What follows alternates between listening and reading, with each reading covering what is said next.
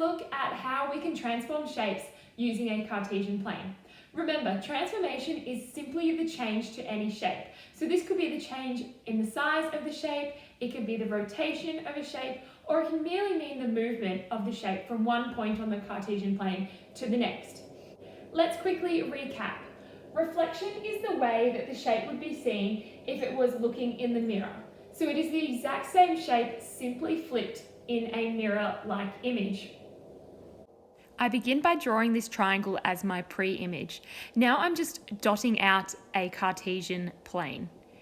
Next, I'm going to reflect this triangle along its y-axis. That's because I'm reflecting it on its vertical line. Then I'm reflecting on the x-axis as I'm reflecting over the horizontal line. Let's reflect the blue triangle on the y-axis. And now let's reflect the triangle on the x-axis. How about this monkey? Let's reflect this monkey on the x-axis. Rotation is the way that the shape moves in a circular motion around its center point. Now, on a Cartesian plane, we usually use the word degrees to help us know how far we are rotating. So 90 degrees would be a quarter turn, 180 degrees is a half turn, and 270 degrees is a 3/4 turn. Now, something to remember, when we are rotating on a Cartesian plane, we actually rotate in an anti-clockwise direction. So if you remember when you were labeling your quadrants, we labeled them in an anti-clockwise direction as well. So that's an easy way for you to remember which way to turn. I start by drawing a triangle. Then I'm rotating at 90 degrees, 180 degrees, and 270 degrees. When we are asked to rotate an object on a Cartesian plane, we don't necessarily translate or move it around the Cartesian plane. It stays in the same spot, but simply rotates on a point of origin or a point of axis.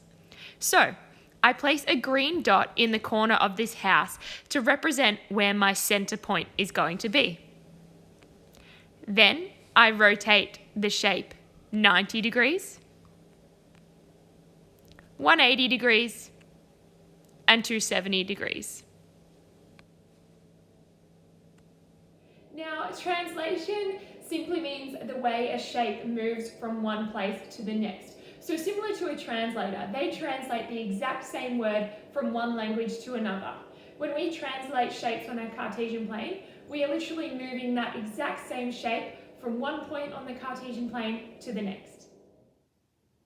This demonstrates how the exact same shape moves from one spot on the Cartesian plane to the next.